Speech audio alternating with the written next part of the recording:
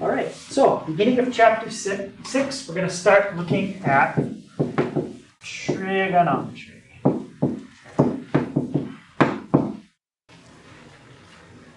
right, so what I usually like to do first is just kind of look at that word, break it down, and see if there is any part of that word we know the meaning of, and then try to put it all together and see what trigonometry is. Does anybody recognize anything in that word? Either a prefix or a suffix or something, or another word maybe? Yep. Try. Okay. What's that mean? 3. 3? All right. Anything else there that anybody recognizes?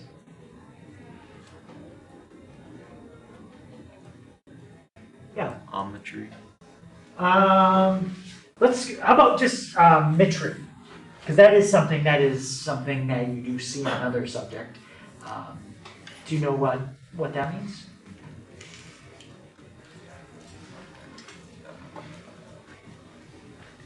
Is it like how sciences always end in like they always end in like a certain prefix? It's like the study of. So if it ended in something like ology, that's the study of. Yeah. So like biology, psychology, sociology. Anything that ends in ology, that's the study of. And this is similar. This ends in metry, and that means, yeah? Measure? Means measurement, or measure, yeah. It's like kind of like the word metric, but it's a little different, metry. So that means measurement. And there's one more thing there that we see in geometry a lot when we talk about shapes. Does anybody see anything else there that comes up when you talk about names of different shapes? Yeah? N? N? like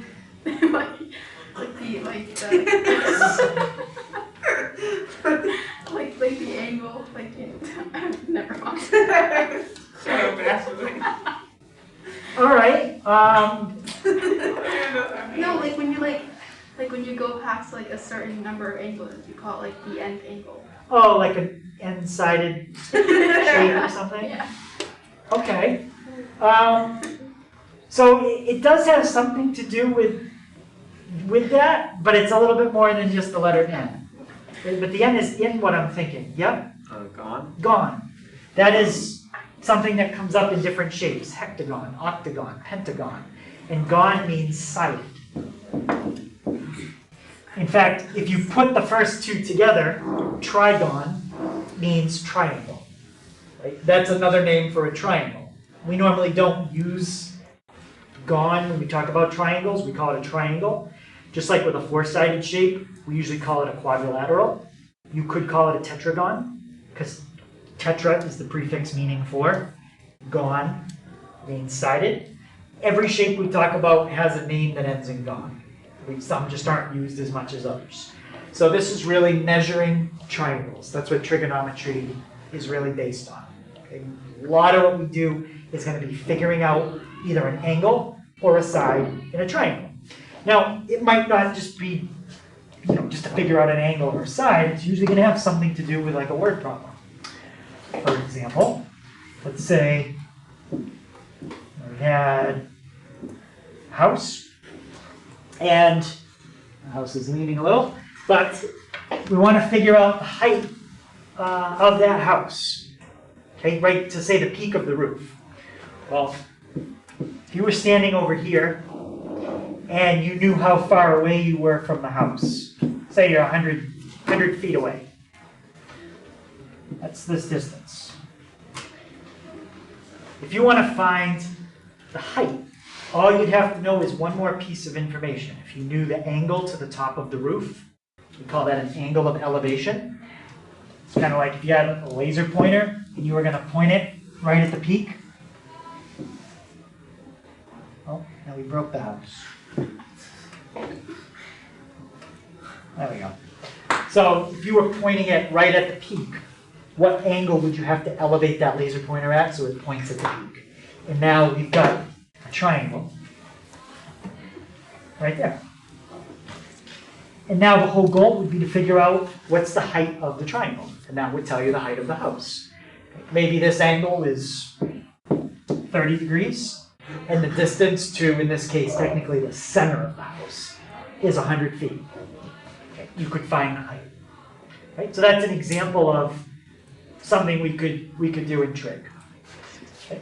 Another thing we could do is, let's say that we had a boat. That's our boat. And maybe it made a call because it's having trouble, right? Maybe their engine stopped working. And let's say it's at night, all right? Just to keep it simple, the boat's not moving. If the boat was moving, that gets kind of complicated. But we've got a boat, not moving, maybe it's anchored, but their engines aren't working, so they need help. So let's say that there's a Coast Guard station over here, and there's another Coast Guard station over here. And the boat calls in and says, yeah, we need some help. And because it's at night, you know, maybe if they're having electrical problems, maybe their GPS isn't working, whatever. But they don't know where they are exactly. They say, well, we don't know where we are. So the Coast Guard station's like, well, how are we going to find you? They're like, well, we have a light. We can turn a light on our boat. And maybe it's like one of those lights that spins so you can see it from all directions. So what would happen is this Coast Guard station on the left would be able to see the light on top of the boat. So maybe, you know, they would have like a compass, or they would have something that they would know the direction of the boat. Okay, they'd be able to tell because they can see the light, look at a compass and say, oh, boat's that way, and give you a direction. Coast Guard station's not going to move. The problem is, if only one Coast Guard station can see the light, they can't really tell if the light is maybe 5 miles out, 10 miles out, maybe 11 miles out. They can't tell how far it is. They can only tell you that it's that way. They can give you a direction. But the key is, if you have another Coast Guard station that can also see the same light, now what we've done is we've triangulated the position of the boat. Because we have two different observers seeing the exact same thing, they can work together and figure out the position of the boat. You do have to know this, which would be the distance between the two Coast Guard stations. That should be pretty easy to figure out because it's like figuring out the distance between two cities on a map. That's just known points. And then you'd have to have a direction that each Coast Guard station can see the light in. Right? And you can triangulate where the boat is. So that's another example of how you could use trig to locate where somebody is. A little bit more complicated because the triangle in this case doesn't have a 90-degree angle. Triangle in this one would, as long as the house was straight. But even if it doesn't have a 90, there are still ways to figure out, you know, these triangles. Right? And that's how GPS works. Okay? You've got different satellites, and if you can only get signal from like 1 or 2 satellites, that's not enough information to figure out where you are. Okay? All the satellites know where they are in relation to each other. So the distance between all the satellites can easily be figured out. And then they can send a signal down to you, and I think what they can do is measure how quickly the signal goes back. And depending on that, it figures out where you are. If you have 4 or 5 satellites locked onto you with GPS, you can usually figure out where you are pretty accurately, probably within 20 or 30 feet. And if you're driving, 20 or 30 feet is good enough. You know, you don't need it any more accurate than that anyway. All right. So those are some of the kind of things we'll take a look at as we study trig. So one of the most basic things that we can look at when we talk about trig is not even talking about a whole shape, but just talking about part of a shape called an angle. And that's what we'll start with.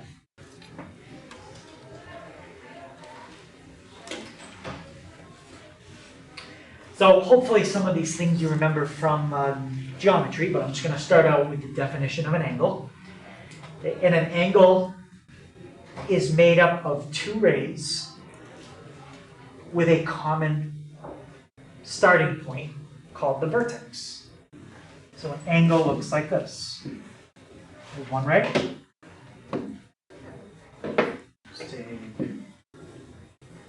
There's another ray. Take those two rays, put them together with a common vertex, and there you go. Now you have an angle. Okay, that's how you draw an angle when it's all by itself. Two rays. Now, technically, this is an angle too. But these two sides here are not rays. What do we call these two things that I'm clicking on? Rays go on forever. These don't, yeah? Line segment. They're line segments. So when you draw a polygon, where two line segments meet is an angle. When you draw an angle all by itself, we always use rays. Okay?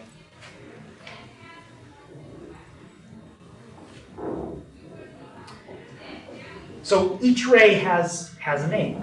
Okay, one of the rays is called the initial side of the angle, and the other side is called the terminal side. Now it's pretty easy to figure out which side is which. Okay, and I'm going to show you how you can figure that out.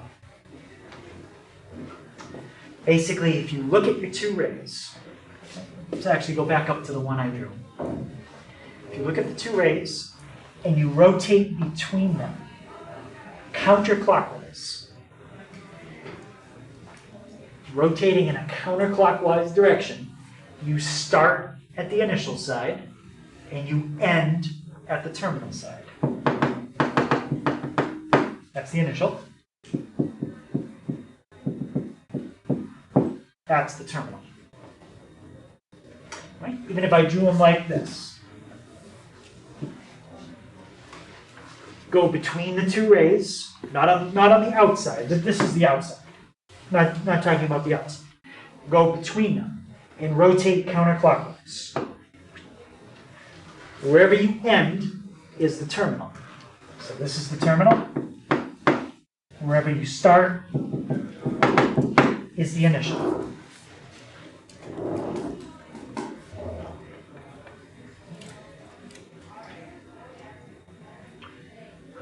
Here's a third example. I've drawn two rays. I'm going to rotate between them counterclockwise. Wherever I end, that's the terminal. Wherever I start, that's the initial.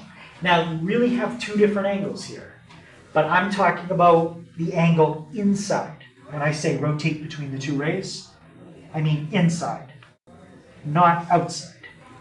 Okay.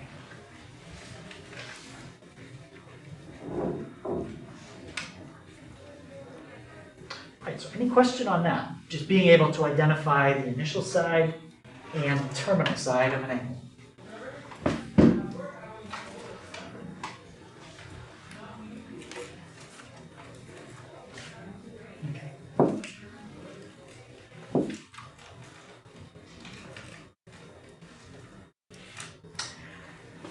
So when we have to name an angle that we don't know how big it is, okay, we pick a variable.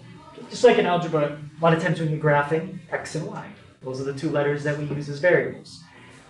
Well, in trig, a lot of times we use Greek letters to represent an angle. Just makes it clear, so whenever we're talking about variables, if we see a Greek letter, we know it's an angle. If we see an English letter, that usually represents a side. Like in Pythagorean theorem, we use A, B, and C for the sides. Those are English letters. So here are some Greek letters that we'll use throughout trig. Not all of them today. But does anybody know, we'll just try to see if we can name them, what that first one is called? Yeah? Alpha. Yeah, that's alpha. So A-L-P-H-A, Greek letter alpha. These are also all the lowercase versions. Just like the English alphabet, there are uppercase versions as well, but this is lowercase. How about this second Greek letter? Yeah? Beta. That's beta. B-E-T-A. How about the third one? It looks kind of like a Y, but not quite. It's got like a little hook on it. Yep. Sigma. No, not sigma. Sigma looks a little bit different than that, but that is another Greek letter. Not often used with angles though, but it is used for other things. Anyone have another guess what that one is?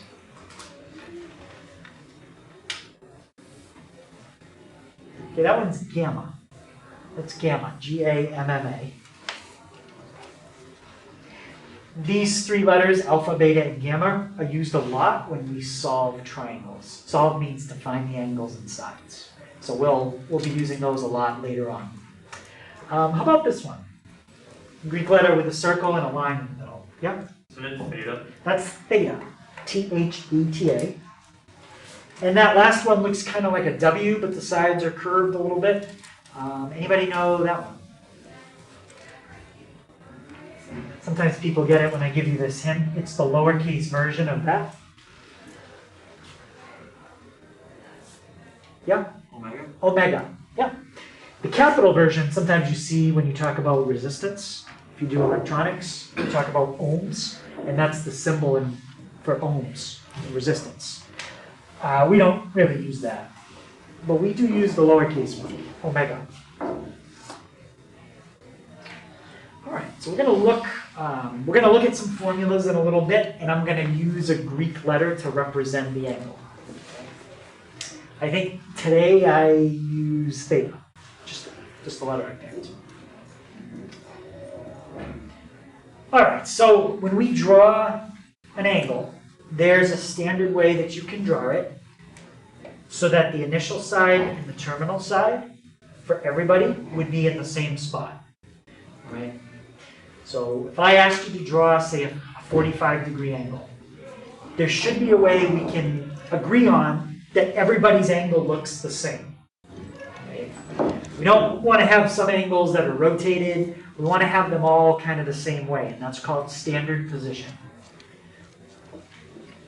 So if you sketch an angle, or you're asked to sketch an angle with standard position, that means to do two things. Imagine having like an XY axis. An angle in standard position has the vertex at the origin, and it has the initial side on the positive x-axis. So now this takes the guesswork out of trying to figure out which side is initial and which side is terminal. We always put the initial side on the positive x-axis. Then we don't have to think about it.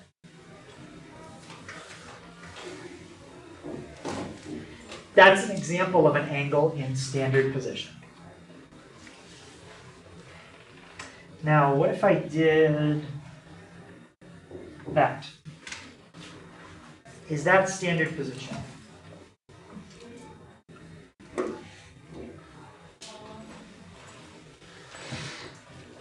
No, Casey, sorry, no, Eli? No, because the origin is not. I mean, the vertex is not the origin. Yeah, the vertex isn't at the origin. Looks like the initial side is on the positive x-axis. That's good. But the vertex isn't at the origin. All right. How about if I did something like this? Is that standard position? Jake, what's wrong with that one? Oh, the initial side is not on the x-axis. Yeah, the initial side isn't on the positive x-axis. It's still the same angle. It's just been rotated. Right? We want a standard way to draw an angle, and that's what this gives us. So that is standard position. Okay, questions on that? All right, so one way that we can measure an angle is in degrees. So we're going to talk a little bit about the connection between degrees and a rotation right now. How many degrees in a rotation? Anybody know? In one full rotation? Francesca? 360. 360. Now there are two directions you can rotate. Think about movement on a circle. You can go counterclockwise or you can go clockwise. Well, I'll show you a diagram in a second and what the difference is. How about a half revolution? Yeah? 180. So that would be 180. Okay, what about quarter revolution? How many degrees would that be? Chris? 90 degrees. Yep, that would be 90.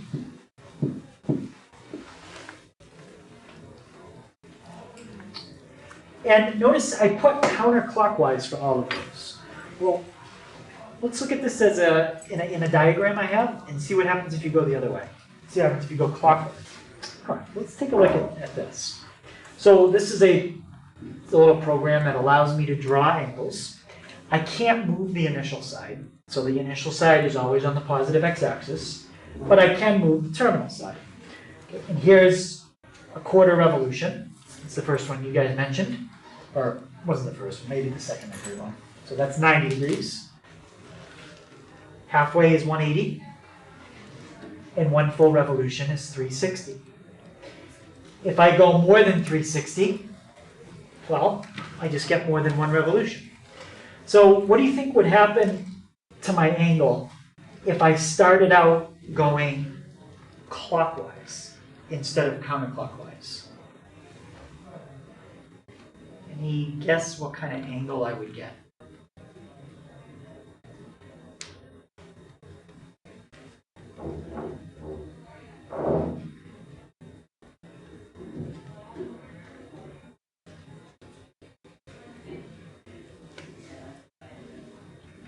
Zach? What do you think would happen if I went clockwise instead of counterclockwise?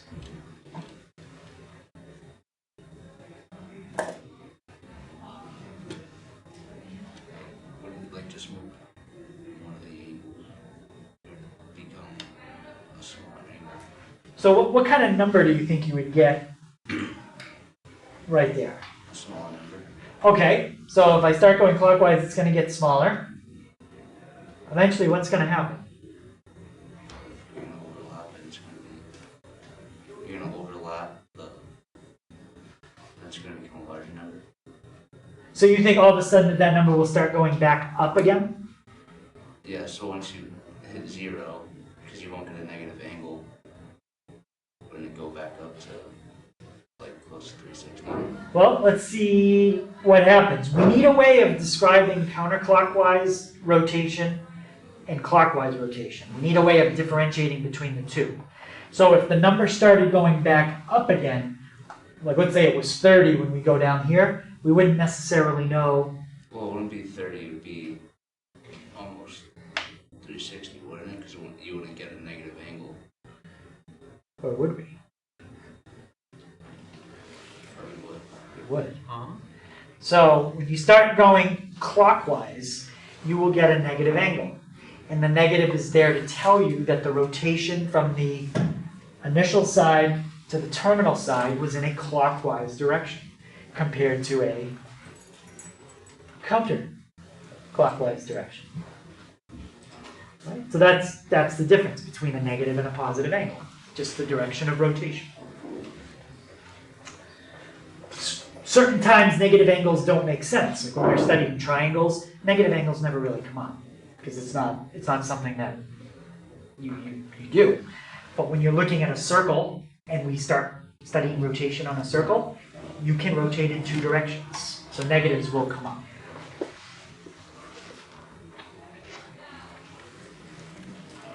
So angles measured in the counterclockwise direction are positive.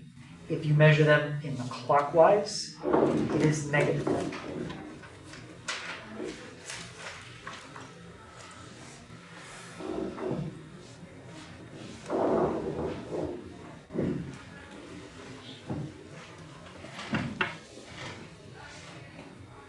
Okay, any question on the difference between clockwise and counterclockwise? All right. So if you have an angle that is larger than 360, I think I showed you that, all that means is you've gone around more than one time. That's all that it means. So angles can be larger than 360. They can also be less than negative 360. Maybe you've gone around in the clockwise direction 2 or 3 times. So you can end up with a much bigger negative number. Okay.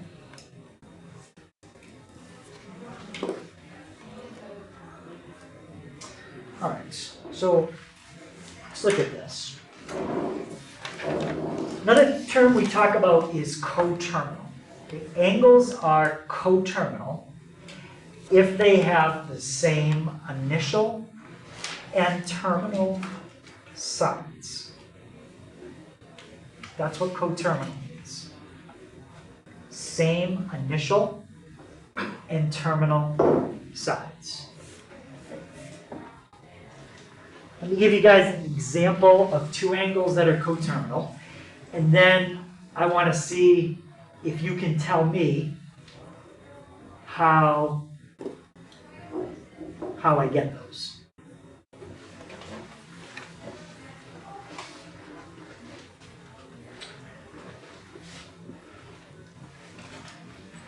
There's 90 degrees. Okay. Look at where the initial and the terminal side are. The initial side is going right, terminal side is going up. So that's 90. There's another angle that is coterminal with it, 450. 90 and 450 are coterminal. Same initial, same terminal. What could I do arithmetic-wise to get from 90 to 450? You saw what I did visually, but what does that really mean when I do that? Yep. 365. Add 360, exactly. If I add 360 again, I'm at 810. That's another angle that's coterminal with the first two. Here's another one, 1170.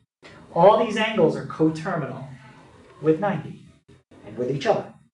I can also go back the other way. Start at 90. Let's go back to negative 270. Negative 630. Negative 990. All those angles are coterminal. They have the same initial and terminal sides. Now, given the choice of which one of those angles I want to work with, which one do you think I would pick? You think I would pick an angle that's negative or positive? Yeah? Yeah, I would pick a positive one. And I would also pick one that's not like this. That's too big for me to think about. That's 1,890 degrees. If you mentioned that to me off the top of your head, I wouldn't exactly know where that is. I would have to subtract 360 a few times. And if I do that enough, then I'll get something small enough that I can visualize in my head. Oh, it's the same as 90. And when we start doing trig, whether you use 90 or that other one I had, whatever it was, 1,800, it doesn't make a difference. So if we can use a number that's smaller, it's easier. That's the goal. So to find angles that are coterminal, you can add or subtract 360 degrees.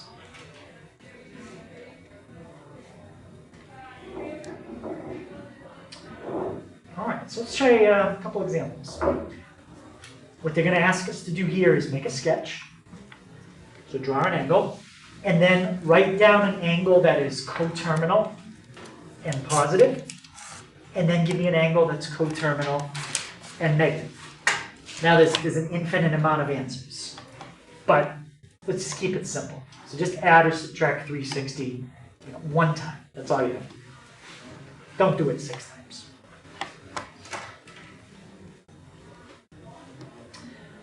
All right, so let's start with 30 degrees. Now, I'm not looking for you to get a protractor and draw it perfect. I just want it to be close. Here's the initial. Can anyone describe to me, if you were going to draw 30 degrees, where the terminal side would go? Let's just start with, like, what quadrant would it be in? 30 degrees. Yeah. Upright. Yeah, it's gonna be in the top right. And where does 30 degrees fall in that top right quadrant? Yeah. Where's the x-axis? Yeah, it's closer to the x-axis. The whole quadrant is a 90. 30 is 1/3 of the way. So try to draw that angle 1/3 of the way through the quadrant. So less than half would be pretty good. Maybe about like that. Close. So there's my 30-degree angle. So let's find an angle that is coterminal and positive and negative. So what's an angle that is coterminal with 30 degrees and positive? Yeah, 390 degrees. exactly. Just add 360. All right. What's an angle that is coterminal with 30 degrees and negative?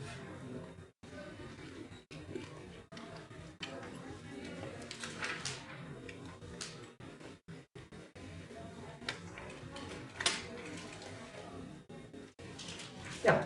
Negative 330. And how did you get negative 330? I subtracted 360 from 30. Yeah, just subtract 360. Adding and subtracting 360 will give you an angle that is coterminal. So there's the first one. Let's do this one, 145. Here's my initial. Where's the terminal side going to be for 145? Yeah. The second quadrant. It's going to be in the second quadrant. That's the top left. This is 90. This is 180. Where does 145 fall? Closer to 90? Closer to 180? Or is it splitting it right in the middle? Yeah? In the middle. Let's see. So what's the difference between these two numbers? The difference between 145 and 90.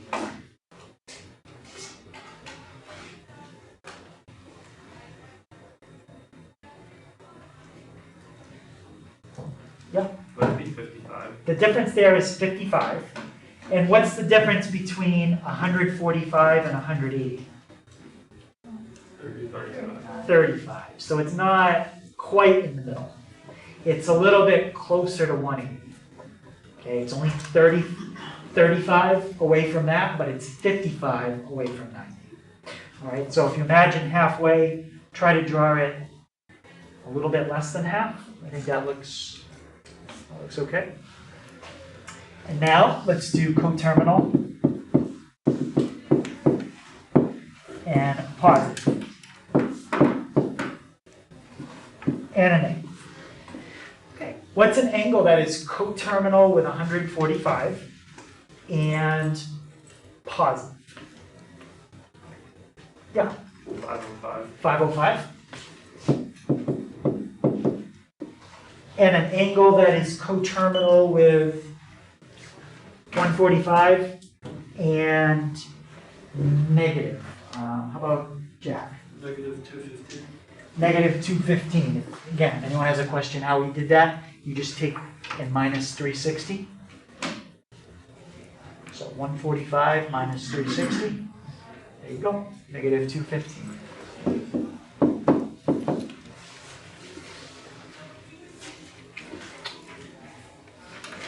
All right, and let's do one more. Negative 45. There's my initial. Okay, we're always putting the initial there because we're drawing in standard position. Where's the terminal side? Negative 45. You start by telling me the quadrant, and then we'll kind of narrow it down. Yep. It's going to be in the fourth quadrant. It's going to be in the fourth quadrant. That's the lower right. And then if this is 0, and this is negative 90, where's negative 45? Yeah, Haley? Split in the middle. Right in the middle. It's going to go right exactly in the middle. If you wanted to think about it as a slope, it's a ray with a slope of negative 1. So try to draw it best you can, like that. right, what about an angle that is coterminal and positive? Yeah, 315 degrees. 315. And an angle that is coterminal with that and negative.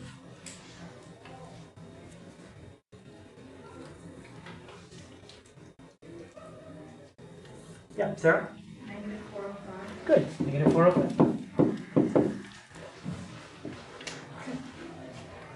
Questions on? All right. So I think we'll do this, and then we're going to stop with that. Because we have, we cut off half a section tomorrow anyway, so that, I think it'll be better if we slow this one down and finish it tomorrow. We'll have plenty of time. All right, so we're going to look at some definitions for certain angles. What's an acute angle? Anybody remember what that means? Yeah? An angle that's less than 90. Okay, it has to be less than 90, but it actually also has to be more than something else. Yep? It has to be more than 0. It does have to be more than 0. So an acute angle is an angle that is less than 90, but it's more than 0. Let's do the next one a little different. What do you call an angle that's exactly 90? Matt? A right angle? Yep, a right angle. Okay, so a right angle is an angle that equals exactly 90 degrees. How about an obtuse angle? Anyone remember what the measure has to be between for that? Jack? More than 90. More than 90, but it also has to be less than something else. Yep? It has to be less than 180. I think the term when it's more than 180, we call that a reflex angle. I have to double check that because we don't use that term a lot. But obtuse we do use between 90 and 180. And these all describe a single angle. This term describes two angles, complementary. You can't have a single angle and say, is this complementary? You have to have two of them, and the two of them have to meet a condition. Anybody know what the condition is for complementary angles? Yep. Don't they both have to add up to like 180? Or does, like, if you add them together, they add up to 180? That's going to be something else, Okay. but we're going to mention that next. So that's important. But yeah. Don't they add up to 90? Right, they have to add up to 90, but they also have to be acute. Why? What does that really mean? Well, it means they're positive. Negative 10 and 100 are not complementary. Even though they add up to 90, they have to be acute angles that add up to 90. That specifically means they have to be positive. And somebody already said about the 180, so I'll ask you the term. What is it called when angles add up to 180? Yeah? That's supplementary. And again, same kind of thing here. They have to be positive angles. 200 and negative 20 are not supplementary. Yes, 200 and negative 20 adds up to 180, but they have to be positive. And you'll have some problems on the test that just say find the complement or find the supplement. So let's look at a couple of those. Okay, negative angles do not have complements or supplements.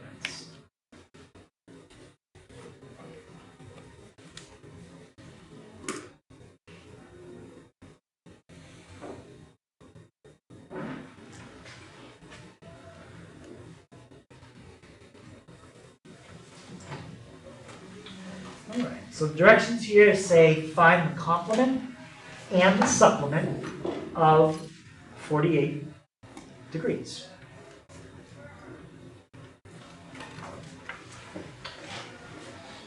Okay, what would be the complement of 48 degrees? Yeah, 42 degrees? 42. Can you just sign back in for me? Thank you. That's it. That's the complement. What would be the supplement of 48 degrees?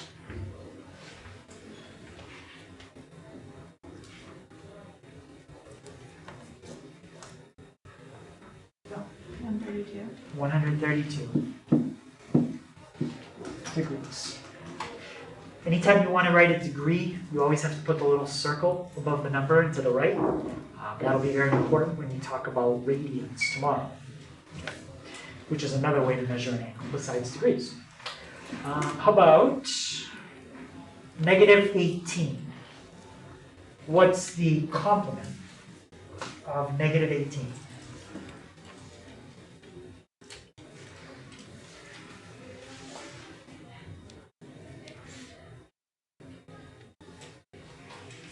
Jack? 108.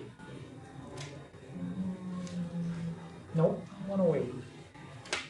Sarah? It doesn't have one, it's Doesn't have.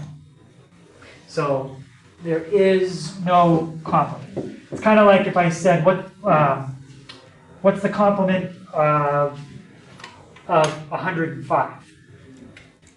Well, it's too big. Doesn't have a complement. How about the supplement? What's the supplement of negative 18? Yeah. It also doesn't have one. It doesn't have one. It's not applicable. There is no complement or supplement. And the last one, I want to know the complement of x degrees. I have to be a little more specific. Assume that x is between 0 and 90. Because if x was negative, you wouldn't have an answer. And if x was bigger than 90, it wouldn't have a complement. What's the complement of x degrees?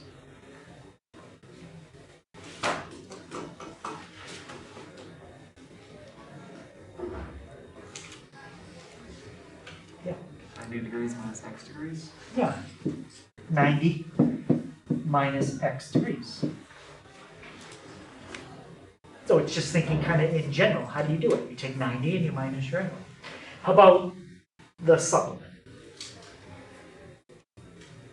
Yeah. Would be 180 minus x degrees. Yep. Take 180 minus x and put the degree symbol. Any questions on finding complements or supplements? Okay. So what we'll do tomorrow, we'll do the last part of this lesson, and we'll do the half of the lesson we were going to do tomorrow. All right, so for tonight, on 323, I need to adjust that. If you want to write the whole thing down, you can, because the rest of it will be tomorrow, part of tomorrow's homework. But you can do up to 1 through 3 is okay. 7 and 9 are good.